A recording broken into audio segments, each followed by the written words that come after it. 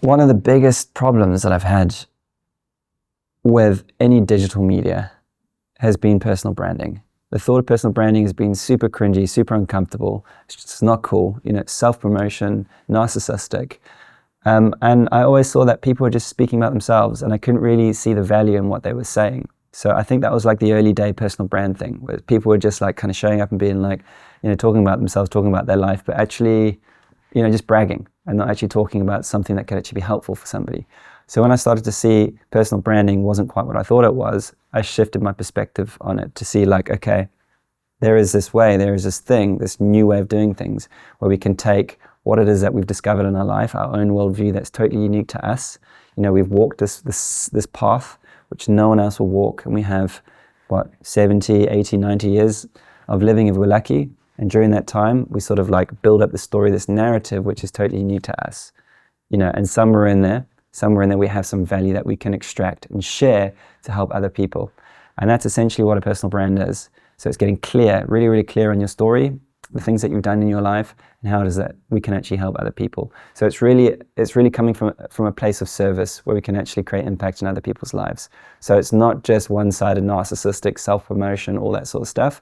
It's like, how can I take the things that I've learned, the struggles that I've been through, the hurdles that I've moved past, and package that into a framework, into a story, which is unique to me, and then be able to share that. And that becomes your intellectual property, your IP. So this can never be taken from you. Your story can never be taken from you. And when you can get clear on that, I think it's an amazing asset for moving into this sort of new digital world. So I've had to completely break through so many stories and limiting beliefs around personal branding to get to the point where I can actually sit in front of the camera and have this little chat. Because like I said, this is not my world. I'm either side of the camera. I've never shared my story. It's all been let the work speak for itself, and that's it. If you go onto my Instagram account, I don't think there's a photograph of me on it. It's just the work, and that's how it's always been.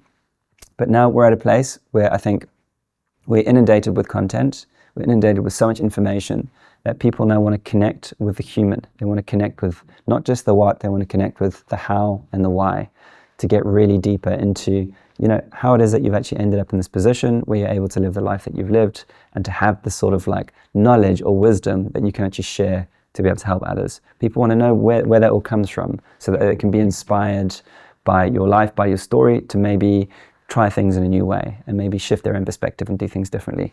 So one of the first things I had to do when thinking about breaking my stories and breaking my belief systems around personal branding was actually look at the word and literally cross out the word branding and then replace that with presence. So now I think about it as personal presence. And when I think about it from that perspective, it's really just thinking about who you are, so you're taking a deep dive, self-discovery into who we are, to really sort of understand our gifts, our purpose, to create an offer so that we can actually create impact. And you've got to think about it off screen first. So it's not like this. You've got to think about like, how do I do this even if I'm not thinking about building an online presence? So it really starts off screen. It really starts just in your own comfort, your own space, to really start to do a bit of self-inquiry, to really look into the nature of the self, why we do the things that we do, look into the shadows, the kind of things that are holding us back from actually moving forward, our limiting beliefs, breaking through the limiting beliefs, the stories, kind of seeing where these stories have come from in our life, and kind of being like, is this my story? Is this like somebody else's story that I've just inherited and been limited by? So much of it is really about breaking through the limits, breaking through the beliefs that are holding us back from living the life that we want. And this is what I've been doing in my work. This is what I've been doing in my life.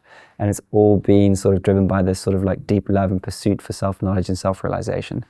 And so when I started to think about personal branding in that way, it kind of makes it made such a different shift in my perspective, because it's like now I get to actually share the things that have really helped me in a way where I could possibly help somebody else. So it's like, why wouldn't you? If you could do that, why not? It's like, it's better than just like living a life and kind of like keeping it in your own mind, and then one day just sort of like leaving this planet and it all goes with you. But if you can actually take it, if you can take the knowledge, if you can take the wisdom and actually express that and share it and help somebody else, you're winning. You're absolutely winning, because that's what it is to be a human. We're connected, we're community. We're just connected with one another, and if we're not showing up in a way where we can actually help other people, I don't know. I think it's more difficult to actually feel like we're living a life of meaning. And I just thought I'd leave it on like one simple thing that you can do. You know, we will get into this deeper, as you know, probably once we get out of this first series.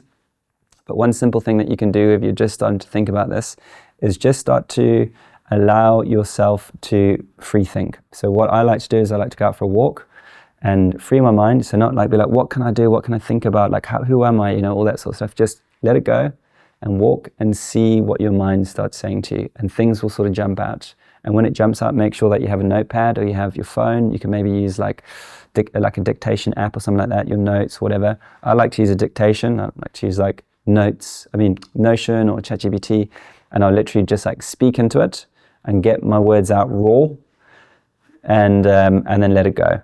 And then I'll take that, I'll sort of put it in like a document, and then maybe I'll come back to it later and be like, oh, that's kind of interesting, and sort of like see how that fits into my worldview, see how it fits into my story.